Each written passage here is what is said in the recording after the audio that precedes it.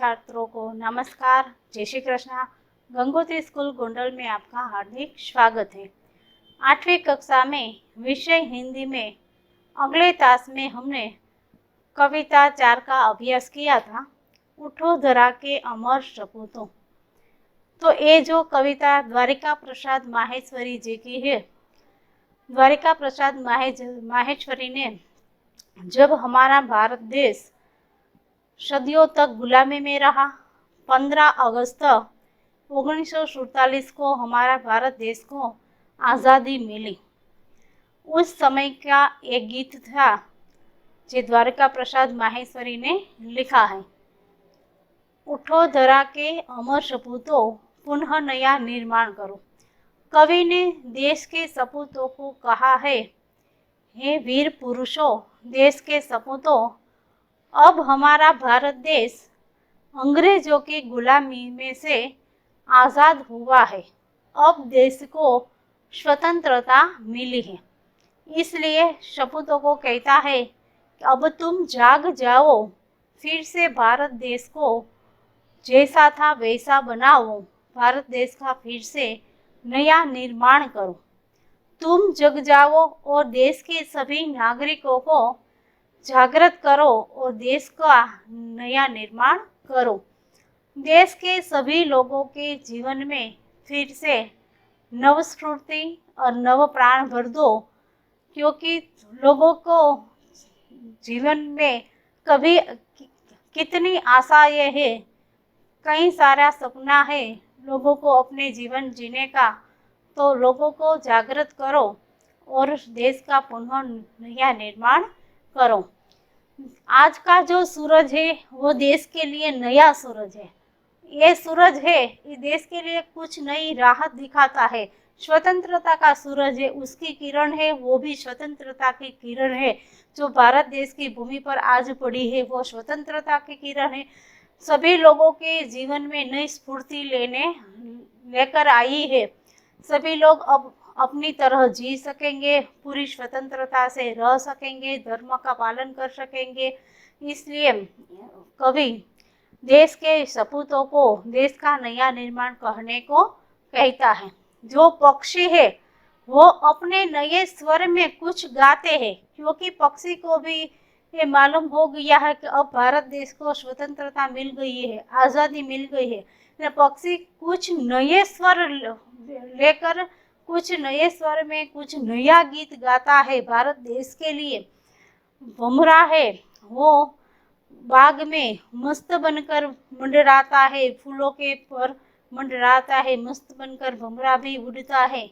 भारत देश वही है, भारत देश की धरती वही है जो पहले थी। ऐसी फिर से हरियाली धरती फिर से बना दो। देश के नागरिकों सब मिलजुल कर जैसी पहले धरती थी भारत देश की हरियाली, फिर से स्वतंत्रता मिलने पर वही धरती हरियाली फिर से बना दो और सारी भारत देश की धरती सुनहरी बन जाए, ऐसा फिर से कर दो। जो सरस्वती का पावन मंदिर है वो भारत देश की धरती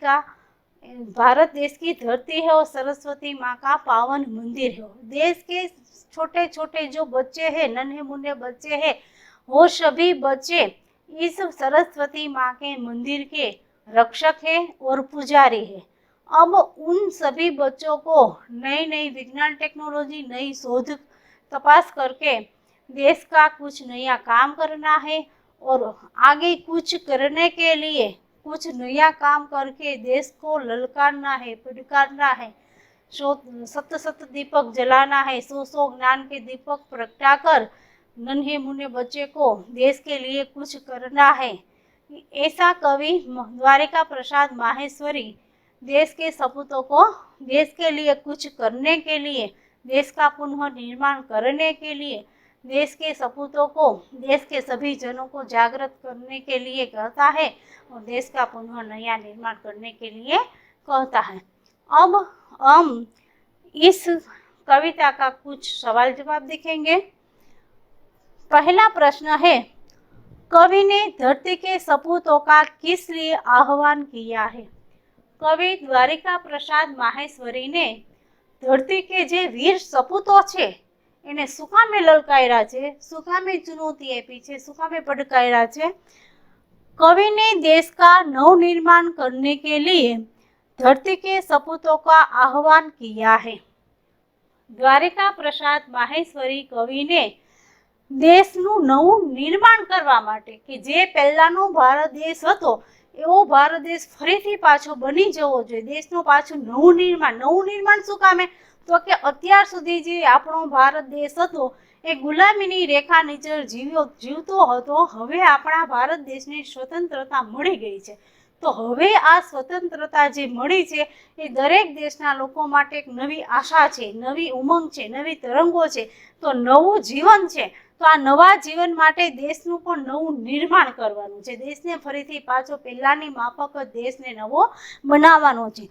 દેશનું નવું નિર્માણ કરવા માટે કવિ દેશના સપૂતોને લલકારે છે, એને પડકાર ફેંકે છે. कवि ने प्रातः काल को नया क्यों कहा है? कविने सवारनो जे समय छे એને શું કામે નવો કહ્યો છે? પ્રાતઃ એટલે સવાર, કાલ એટલે સમય. જે સવારનો સમય છે એને કવિએ શું કામે નવો કહ્યો છે?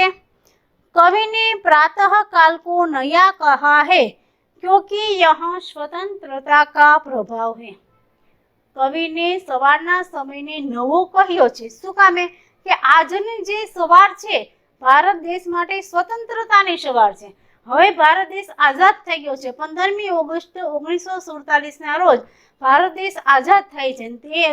તે જે સવાર હતી, તે દિવસની જે સવાર હતી એ આઝાદીની સવાર હતી, સ્વતંત્રતાની સવાર હતી. દરેક લોકોની અંદર ખૂબ જ ઉમંગ હતો, ખૂબ જ આનંદ હતો, કારણ કે દેશને આઝાદ કરાવવા માટે કેટલા વીર પુરુષોએ પોતાના બલિદાનો આપ્યા છે, ગાંધીજી જેવા નેતાઓએ પોતાનું જીવન ખર્ચી નાખ્યું છે, અને દેશના પ્રજાઓએ, દેશના લોકોએ ખૂબ જ એને ગુલામી નીચે જીવ્યા છે, ખૂબ જ એની ગુલામી વેઠી છે. હવે એ બધામાંથી સ્વતંત્રતા મળી ગઈ છે, અને એ આજની જે સ્વતંત્રતા છે, જે આજની સવાર છે, એ સ્વતંત્રતાની સવાર છે. ડાલો પર બેઠે પંછી ક્યાં કર રહે હૈ? ડાળો ઉપર બેઠેલા, વૃક્ષની ડાળીઓ ઉપર બેઠેલા પક્ષીઓ શું કરે છે? डालों पर बैठे पंछी नए स्वरों में गाकर अपनी खुशी प्रकट कर रहे. જે વૃક્ષની ડાળીઓ ઉપર બેઠેલા પક્ષીઓ છે એને પણ ખબર પડી ગઈ છે કે હવે જે આજની સવાર છે, આજનો જે ભારત દેશ છે, હવે સ્વતંત્રતા મળી ગઈ છે. દેશને પક્ષીઓ જાણે મસ્ત બનીને, સ્વતંત્ર બનીને આકાશમાં ઉડવા લાગે છે. વૃક્ષની ડાળીઓ પર બેસીને પોતાના નવા સ્વરોની અંદર સરસ મજાના મધુર ગીતો ગાવા લાગે છે, કાંઈક નવો રાગ બેસાડે છે પોતાના ગીતોની અંદર, કારણ કે એને પણ ખબર પડી ગઈ છે કે હવે આપણે સ્વતંત્ર બની ગયા છીએ. लोगों में नई उमंग और तरंगे क्यों है? ભારત દેશના દરેક લોકોની અંદર શું કામે નવી ઉમંગ જોવા મળે છે? લોકો આટલા બધા આનંદમાં શું કામે છે કે એની અંદર નવી ઉમંગો, નવી તરંગો શું કામે લોકોની અંદર, કે નવી ખુશી શું કામે જોવા મળે છે? लोगों में नई उमंग और तरंगे है क्योंकि सदियों की पराधीनता के बाद देश को स्वाधीनता मिली है. દરેક લોકોની અંદર આનંદ છે, ઉમંગ છે, શું કામે? કારણ કે વર્ષોથી આપણો દેશ ગુલામીમાં હતો, પરાધીન હતો, બીજાને આધીન હતો, અંગ્રેજોને આધીન હતો, ગુલામીમાં હતો. હવે એ ભારત દેશ આપણો સ્વતંત્ર બને છે, સ્વાધીન બને છે, સ્વતંત્ર બને છે. લોકો પોતપોતાની રીતે હરીફરી શકે છે, પોતાના ધર્મનું પાલન કરી શકે છે, પોતાની વાણી બોલી શકે છે, પોતાના રૂઢિ નિયમો પ્રમાણે પોતે રહી શકે છે. આટલી બધી સ્વતંત્રતા લોકોને, કારણ કે લોકોને પોતાની રીતે પોતાનું જીવન જીવવા માટેની સ્વતંત્રતા હવે મળે છે. એટલા માટે દરેક લોકોની અંદર ખૂબ જ આનંદનો, ખૂબ જ ખુશીનો આજનો દિવસ હતો. જ્યારે દેશ આઝાદ થાય છે ત્યારે આખો ભારત દેશ છે ખૂબ આનંદથી, ખૂબ ઉત્સાહથી જે એ દિવસને મનાવે છે. અને લોકો જે સ્વતંત્રતા મળી છે, અને ખાસ કરીને આપણે 15મી ઓગસ્ટ અને 26મી જાન્યુઆરી બે રાષ્ટ્રીય તહેવારો એટલા માટે દેશની અંદર ઉજવીએ છીએ કારણ કે ત્યારે આપણો ભારત દેશ 15મી ઓગસ્ટના દિવસે આઝાદ થાય છે, બધાને સ્વતંત્રતા મળે છે. અને લોકો પણ પ્રજાસત્તાક દિન એટલા માટે ઉજવે કે લોકોને પણ, પ્રજાનો પણ સત્તા હાથમાં આવે છે, પોતાની જે દેશની સત્તા છે એ હાથમાં આવે છે, અને પોતે પોતાની રીતે જીવન જીવવાની જે સપનાઓ પોતાને છે એ બધા સપનાઓને સાકાર કરવાની હવે એને નવી તક મળે છે। એટલા માટે લોકોને જે સ્વતંત્રતા મળે છે ત્યારે ખૂબ જ આનંદમાં અને ઉત્સાહમાં લોકો રહે છે। હવે આપણે એના ખાલી જગ્યા જોઈશું। ઉઠો ધરાકે અમર સપૂતો પુનઃ નયા નિર્માણ કરો। અમર છે એ ખાલી જગ્યા છે। ઉઠો ધરાકે અમર સપૂતો પુનઃ નયા નિર્માણ કરો। હે ભારત દેશની ધરતીના અમર સપૂતો, અમર વીર પુરુષો, હવે તમે જાગો અને ફરીથી ભારત દેશનું નવું નિર્માણ કરો। युग युग के मुरझे सुमनों में नई नई मुस्कान भरो।